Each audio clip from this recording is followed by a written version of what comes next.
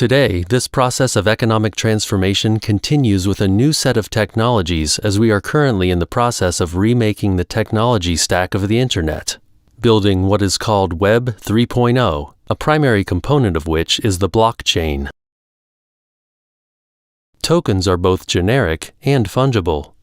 It is generic in that it can be used to define any form of value, and it is fungible, meaning it is exchangeable between different specific forms of value. It may be a currency, it may be property, it may be a kilowatt hour of energy, the usage of a parking spot, the number of followers a person has on social media. These distributed ledgers provide the infrastructure for building token economies. A token is simply a quantified unit of value. At the heart of this system is the distributed ledger, which records the exchanges of value.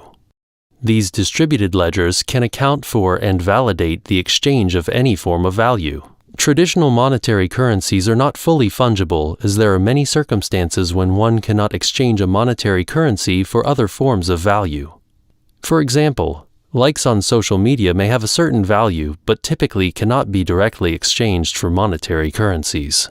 A token differs from our traditional monetary currency in that it is more generic. Our existing currencies define a particular type of monetary value, what we call utility, which is based upon the economic logic of the industrial economy, while tokens, because they are more generic, can define a broader set of values, social capital, natural capital, or cultural capital. The capacity to differentiate between different forms of value is made possible by the programmability of token units. In the blockchain, all transactions are logged, including information on the date, time, participants, and amount of every single transaction.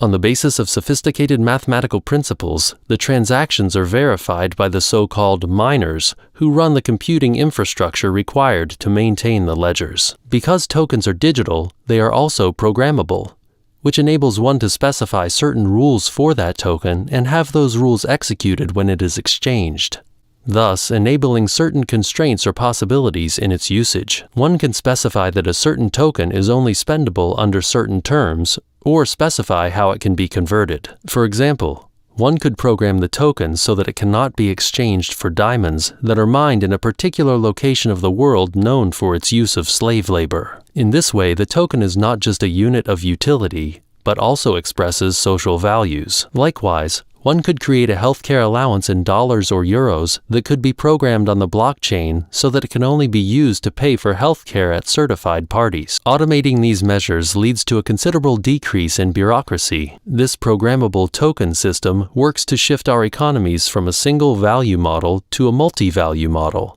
They create many different types of value and economies, but still retain the possibility for exchange between them. The distributed web is the convergence of the economic market system with information technology that enables us to convert traditional organizations into distributed markets based on tokens. In the blockchain, all transactions are logged, including information on the date, time, participants, and amount of every single transaction.